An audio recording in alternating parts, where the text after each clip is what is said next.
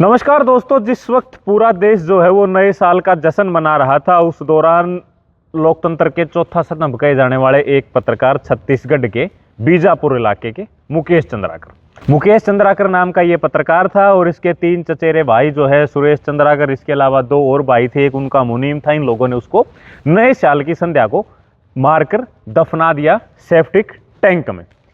छानबीन हुई, जांच हुई तो पता चला आखिरी लोकेशन जो है वो सुरेश चंद्राकर के बैडमिंटन कोर्ट के सेफ्टी टैंक की जो है वो वहां आती है।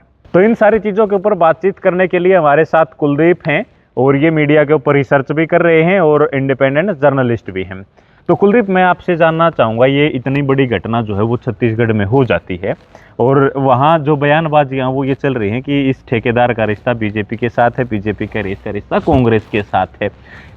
क्या एक पत्रकार की जिंदगी बस इतनी सी बच गई कि लाइमलाइट के लिए उसको कोई बीजेपी का बता दे, कोई कांग्रेस का बता दे, उस ठेकेदार को कार्यवाही की बात कोई नहीं कर रहा? मोहित, सबसे पहले तो जो पत्रकार मुकेश चंद्राकर हमारे बीच में रहे उनको श्रद्धांजलि हम सभी पत्रकारों की तरफ से और इस देश और दुनिया के आवाम की तरफ से, जो शांति, अमन और जो पत्रकार को एक ये मानते हैं कि वो एक बहुत ज़रूरी काम करते हैं। आपने जो सवाल किया वो सबसे मुख्य सवाल है कि ये स्थिति कैसे पहुंची। सबसे पहले मोहित ये है कि सरकार कोई भी हो, इससे फ़र्क नहीं पड़ता, व्यवस्था सिस्टम ऐसे ही बना रहता है। हम कहते हैं ना आमतौर पे भाई ये तो सिस्टम है, ऐसे ही चलेगा। तो जो ठेकेदार होते हैं, चाहे बीजेपी की सरकार हो चाहे कांग्रेस की सरकार हो, दोनों सरकारें रही तो ठेकेदार तो वही होते हैं। और ये मामला सिर्फ हम ये नहीं कह सकते कि जब पत्रकार की हत्या कर दी इस तक आया तो ये सिर्फ ठेकेदार का मसला है। ठेकेदार उसमें इन्वॉल्व है डायरेक्ट तरीके से, लेकिन ठेकेदार को पेमेंट कौन करता है? अगर आप पूरा उसका मोडस ऑपरेंडी देखोगे कि जब किसी ठेकेदार को टेंडर होता है तो मेजरमेंट बुक में जेई हैंड रिटन एंट्री करता है, उसके बाद फिर वो एसडीओ के पास जाती है, उसके बाद वो एक्शन के पास जाती है और फिर एससी के पास जाती है, फिर जो बड़ा जो उनका लेवल है उसके बाद चीफ इंजीनियर के पास जाते, तब पेमेंट होती है किसी उसको। और मैं भास्कर की रिपोर्ट, एनबीटी की रिपोर्ट पढ़ रहा था और भास्कर की भी रिपोर्ट पढ़ रहा था। मीडिया रिपोर्ट्स के मुताबिक ये आरोप लगे हैं कि ये खुलासा हुआ है कि जो अधिकारी थे उन्होंने उसको कॉम्प्रोमाइज़ करने के लिए कहा गया और आप 56 करोड़ के लगभग की लागत थी उसमें और वो 120 करोड़ है, तो लगभग 50% हम कह सकते हैं कि, और ये सिर्फ छत्तीसगढ़ का मॉडल नहीं है, ये पूरे भारत का मॉडल है। बिल्कुल अलग अलग जगह से। हरियाणा का एक मामला आया था, आप भी बता रहे थे, और मीडिया में भी सोनीपत में कोई दीवार ही नहीं थी, रिटेनिंग वाल का सोनीपत का मामला था, उसकी 50 लाख की पेमेंट होगी, शिकायत हुई तो आनंद फानन में वो दीवार बनानी शुरू कर दी, जो किसान थे उसको नुकसान हुआ, गांव वाले उसके खिलाफ। उसमें क्या हुआ? आज तक कुछ भी नहीं हुआ। सारी चीजें जो की तो बनी हुई हैं, वो सवाल एक दिन उठता और फिर सारी चीजें गायब हो जाती। सरकार क्यों नहीं लेती उस पर कार्रवाई? क्या सिर्फ ये मामला ठेकेदार तक था या पूरा अधिकारी इन्वॉल्व है? तो इसमें जो पेमेंट होती है, जो प्रोसीजर है, वो सभी के साइन होते हैं, तब जाके पेमेंट होती है। और उसने जो मुकेश चंद्राकर वो क्या कर रहे थे, आप उनकी रिपोर्ट देखोगे, वो कह रहे हैं कि यहाँ ये पुल बनाना था पक्का, लेकिन पाइप बिछा दी। और ये नहीं है कि इससे 7 से 8 गांव कनेक्ट होते हैं, मतलब वो क्षेत्र आदिवासी है, वो आदिवासी बोलेंगे नहीं, और कोई पत्रकार रिपोर्ट कर रहा है तो आप उसको मार दोगे? मतलब वो तो यहाँ तक सोचते थे कि भाई आदिवासी इनके पास गाड़ी घोड़ा है नहीं, वो पैदल निकलना, वो इससे भी निकल जाएंगे, वो बस इतना। तो इसमें एनबीटी की रिपोर्ट में लिखा गया कि 56 करोड़ की सड़क थी, 112 करोड़ तक वो मामला पहुंचा। और उसमें जो एसडीओ है, या इसमें लिखा हुआ है कि जो इंजीनियर है वो उन्होंने घटिया निर्माण करने की छूट दी उसको, जो मीडिया रिपोर्ट्स है उसके मुताबिक। और यही तो आरोप लगा रहे थे मुकेश चंद्राकर। और उसी के जो चचेरे भाई, हम कहते हैं कि भाई समाज में आप देखो समाज किस तरफ चला गया है। मतलब कोई पत्रकार की उसमें इतनी हिम्मत है कि अपने भाई के खिलाफ खबर कर दे कोई भ्रष्टाचार की। वो उसी के समुदाय से लोग थे, सुरेश चंद्राकर भी जो ठेकेदार था, रितेश चंद्राकर भी एक ही गांव के, गांव के परिवार के, तो कजन ब्रदर थे, उनके खिलाफ उसने खबर कर दी और उसको बुला के उसने मार दिया। मतलब उसको पनिशमेंट क्या मिली? मतलब जो काम उसका था, जो पत्रकारिता थी। और आप देखो कि मुकेश चंद्राकर, मैंने जब ये लाइमलाइट में आया, मैंने उससे पहले नहीं जानता था मुकेश चंद्राकर की, मैंने कोई रिपोर्ट नहीं देखी थी। लेकिन जिस दिन ये घटना हुई, मैंने उसका जो बस्तर जंक्शन है वो चैनल खंगाला, उस पर रिपोर्ट्स देखी। हम कल्पना भी नहीं कर सकते ऐसी पत्रकारिता उसने की है, हर तबके की उसने पत्रकारिता की है। सरकार के साथ मिलकर जब सीआरपीएफ के कोबरा कमांडो थे, जो वो नक्सलियों ने उनको गिरफ्तार कर लिया था, तो उनसे वो छुटवाने के मुख्य भूमिका में थे। मतलब एक पत्रकार जो मीडिएशन की भूमिका करता है, सरकार भी जो जहां सरकार फेल हो गई थी वहां वो पत्रकार ने मध्यस्थता की वो उसको सरकार निकाल के और लेके आए। नक्सलवादियों के बीच में, और उसको छुड़वा के लेके आए। तो ये अपने आप में एक जवान की शहादत को उन्होंने बचाया और उसको दोबारा जो है ड्यूटी पे लेके आए। और मेन स्ट्रीम मीडिया चुप था जिस दिन ये घटना हुई। बाद में जब सोशल मीडिया के माध्यम से, यूट्यूब के माध्यम से जो पत्रकार इस देश के अवाम ने जब आवाज़ उठाई, तो मेन स्ट्रीम मीडिया थोड़ा बोला, उस पर कार्रवाई होती नजर आई। मतलब आपने पत्रकार ने, उसने पत्रकारिता की, उसको ये खामियाजा बोल रहा, मतलब उसको जान से जाना। जहां समाज का सपोर्ट जो है उसको मिलना चाहिए था, वहां आज वो इस हमारे बीच में नहीं है। पत्रकारिता का एक चिराग जो है वो बुझा दिया गया। असली पत्रकारिता घर फूंक के हो रही है आजकल। आपने देखा होगा जो बड़े बड़े मीडिया हाउस है वो पत्रकारिता कर नहीं रहे, और जो पत्रकारिता कर रहे हैं तो क्या सरकार की इतनी जिम्मेदारी नहीं थी? आप ठेकेदार को या किसी अधिकारी पर आपकी कोई लगाम नहीं है। उससे पहले उन्होंने शिकायत की सरकार के पास, ये कहा कि सरकार ने कुछ कमेटी बनाई उस पर जांच करने की, क्या उनको पता नहीं था ये ऐसे भी फैसले? बिल्कुल। अब उस कमेटी के ऊपर भी सवाल जो है, वहाँ के जो लोकल पत्रकारों ने उस कमेटी पे भी सवाल या निशान लगा दिया कि ये लोग अगर जांच करेंगे तो जांच में जो मुख्य ठेकेदार है सुरेश चंद्राकर, वो बच सकता है। उसके बचने की गुंजाइश लगाई। उन्होंने कहा इस कमेटी को बदला जाए। 10-11 लोगों के नाम उन्होंने बताए हैं कि वो जो लोग डीएसपी और एसडीएम सत्र के जो लोग हैं उस कमेटी को बदला जाए, इससे वो बच सकता है। और एक एएसपी जो है उस कमेटी का चेयरमैन बनाया गया है। तो उन पत्रकारों ने उस एएसपी या जो वो पूरी कमेटी उसको बदलने की डिमांड जो है वहाँ की है। ये उससे पहले की कमेटी की मैं बात कर रहा था कि जो जब मुकेश ने खबर की है, उसके बाद जो है ना कि सरकार के संज्ञान में आए, तो उसने एक जांच करने की कोशिश की, तो उसको लगा था करोड़ों का नुकसान हो जाएगा इसमें। और जब, क्योंकि अकेला ठेकेदार कोई करप्शन नहीं कर सकता, पूरा तंत्र उसके साथ मिला होता है, उस पूरे तंत्र को बचाने की तंत्र ही उससे करप्शन करवाता है कि हमारा कमीशन रखिए और आप करिए जो करना है। और उसको वो पत्रकार उजागर कर रहा था। वो आप देखोगे, उनकी रिपोर्ट्स देखोगे, वो आईजी के भी इंटरव्यू करता है, वो सरकार के प्रशासनिक लोग हैं, आवाम के भी इंटरव्यू करता है, आम लोगों के भी मुद्दे उठाता है। और वो अपना काम कर रहा था, उसको काम नहीं करने दिया। आखिरी में उसको मिला क्या? मतलब आप उसकी, मैं आज के अखबार में पढ़ रहा था कल, जब पोस्टमार्टम की रिपोर्ट आई उसकी, मतलब उसके लीवर के 4 टुकड़े कर दिए गए, दिल के टुकड़े हो गए, उसकी पसलियाँ तोड़ दी गई थी, उसके सिर पे चोट लगी है। मतलब उसको आप कल्पना भी नहीं कर सकते पहले उसको कितनी यंत्रणा के से गुजरना पड़ा, और उसके बाद उसको मार के सेफ्टी टैंक में डाला। बिल्कुल, इतनी यातनाएं दी गई हैं जब तक वो नहीं मरा। हर हिस्से पे उसके चोट के निशान है, सिर से लेके और पैर तक हर हिस्से पे चोट के निशान है। और वो चोट के निशान जो आमतौर पर लड़ाई झगड़ों में या गोलियां चलती हैं उस दौरान भी नहीं होते हैं। इतना भयानक तरीके से उसको मौत दी गई है केवल इसलिए कि उसने लोकतंत्र के चौथे स्तंभ का अपना फर्ज निभाया, और उसने जो है सच का साथ दिया। और सच का साथ देने पर उसके ही चचेरे भाइयों ने उसके साथ जो किया, आज पूरा देश जो है वो इसके ऊपर जो है श्रद्धांजलि दे रहा है पत्रकार को, और तंत्र के खिलाफ आवाज बुलंद कर रहा है कि। और उसके भाई का एक कल जो है डीसी का और एक जो उसी दिन की वीडियो है उसमें वो कह रहा है कि केवल न्याय जो है फांसी की सजा की डिमांड कर रहा है।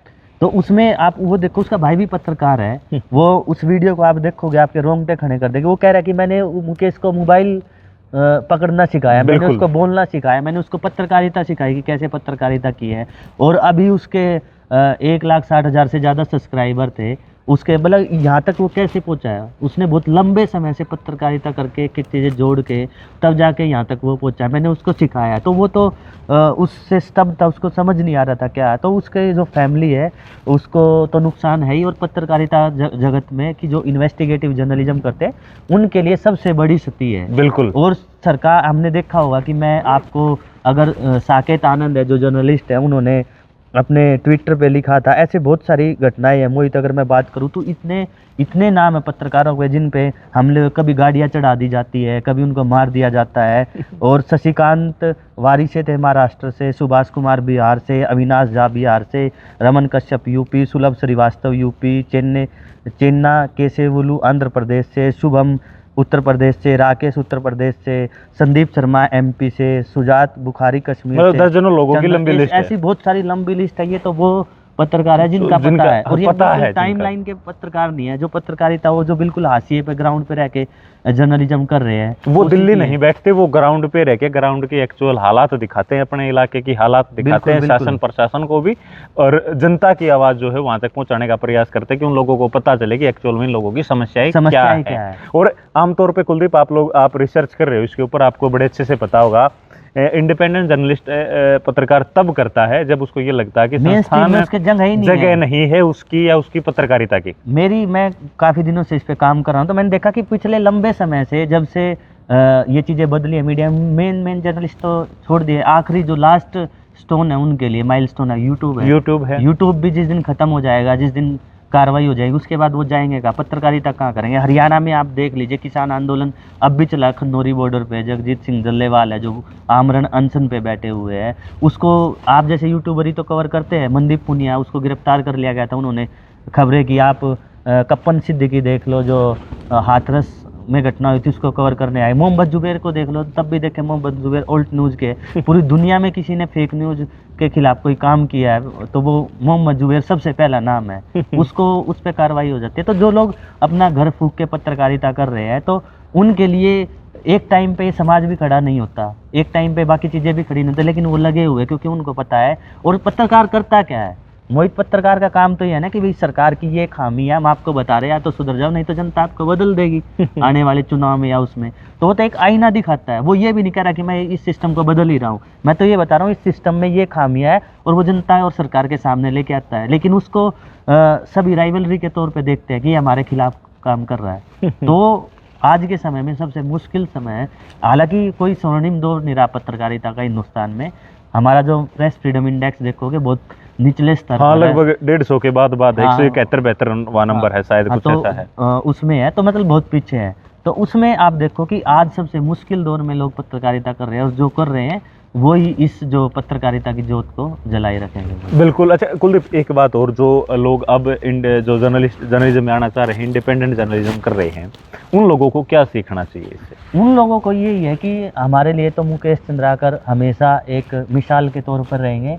वो इस दुनिया से चले गए, लेकिन उनका काम हमारे बीच में जिंदा रहेगा कि किस तरीके से बिल्कुल कम संसाधनों में, बिना मेन स्ट्रीम मीडिया के, बिना हाईलाइट के, हम ही नहीं जानते थे मोहित, मैं सच्चाई से बता रहा हूँ, लेकिन जब उसका काम देखा तो कम संसाधनों में भी पत्रकारिता की जा सकती है। बिल्कुल, बहुत रेयर संसाधनों, बूंदों में भी छतरी लेके जो उन्होंने पत्रकारिता की है।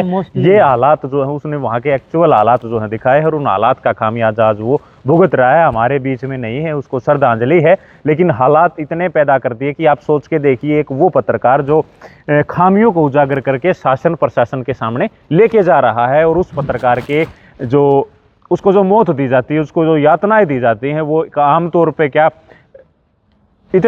इतना जघन्य अपराध जो है वो किया गया है कि उसकी कोई कल्पना, मतलब बता नहीं सकते आप लोगों को। इस तरीके के हालात है कि सिर से लेके और पैर तक हर जगह जो है चोट के निशान थे, फ्रैक्चर थे, 15 टाके उसके सिर में थे, यहाँ से चीर दिया गया था, 2 टुकड़े दिल के थे, लीवर टूटा हुआ था, पसलियाँ टूटी हुई थी, पैर टूटा हुआ था, और उसके बाद उसको सेफ्टी टैंक में डाल के और सीमेंट के ऊपर से जो है प्लास्टर करवा दिया गया था। अगर उसके पास आखिरी टाइम पे मोबाइल नहीं होता और उस मोबाइल की लोकेशन पता नहीं चलना था, वो लोकेशन अगर आखिरी नहीं बताती तो पता नहीं चलना था कि कोई मुकेश चंद्राकर था।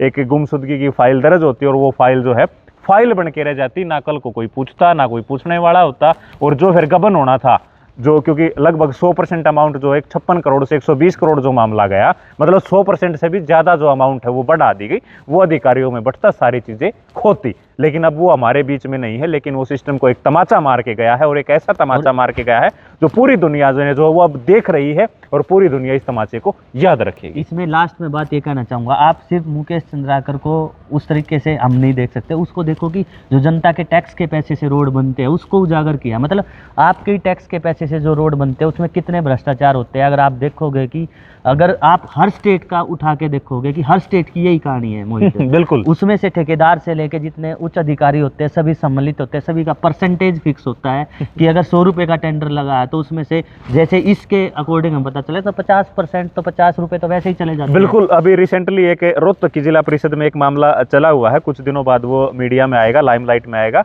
उस पर हम रिसर्च कर रहे हैं। और बड़ा ऐसा मामला, मतलब आप सोच के हैरान हो जाओगे कि रोहतक जिले में भी ऐसा मामला जो है वो चला हुआ। रोहतक जिला परिषद का मामला, बहुत जल्द उसका खुलासा जो है कुछ पार्षद करने वाले हैं। बड़ा ऐसा मामला कुलदीप आपने सोचा नहीं होगा, आप बहुत सारी रिसर्च करते हो, सोचा नहीं होगा ऐसा मामला जो अब रोहतक में चला हुआ है। हजारों करोड़ के जो आम जनता के पैसे है उसको ये परसेंटेज और ये सिस्टम बना रहता है। वो चाहे बीजेपी आए, कांग्रेस आए, लोकल सरकार आए, ये अधिकारी तो वही रहते हैं, है ना। वो इनके मिली साठ गांठ, जनता को पता ही नहीं होता उनका पैसा कहाँ जा रहा है। वो तो सोचते हैं कि सरकार के पास इतना पैसा कहाँ, हमें जो मूल वो डीएपी का खाद, बिल्कुल, मतलब हालात ये हैं कुलदीप भाई, वो नहीं देंगे, रिसर्च सब्सिडी नहीं देंगे। में कुलदीप भाई हालात यहाँ तक निकल के आते हैं, जब तंत्र को ये लगता है कि ये ठेकेदार आपके लिए उचित नहीं है तो तंत्र नया ठेकेदार पैदा कर देता है, क्योंकि तंत्र को 60 साल वहाँ रहना है।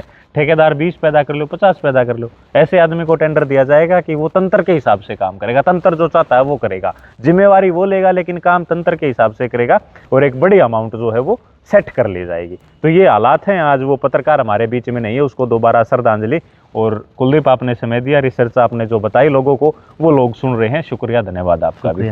और आप दर्शकों से भी अपील है कि जो लोग ग्राउंड पे रिपोर्टिंग कर रहे हैं, जो ग्राउंड पे पत्रकारिता कर रहे हैं, उन लोगों को सपोर्ट कीजिए। वो आप लोगों की आवाज़ को जो है बुलंद करने के लिए ग्राउंड के ऊपर खड़े हैं, अपनी जेब से 2 पैसे लगा के वो पत्रकारिता कर रहे हैं। ऐसा नहीं है कि यहाँ हजारों करोड़ के लोग जो हैं वो पत्रकारिता कर रहे हैं, वो लोग कर रहे हैं जिनको मेन स्ट्रीम मीडिया में जगह भी केवल इसलिए नहीं दी जाती कि वो बेबाक बोलते हैं, निष्पक्ष बोलते हैं। ऐसा ही है कुलदीप। बिल्कुल बिल्कुल। तो आप लोगों से भी अपील है, उन लोगों का समर्थन कीजिए, सपोर्ट कीजिए। शुक्रिया, धन्यवाद।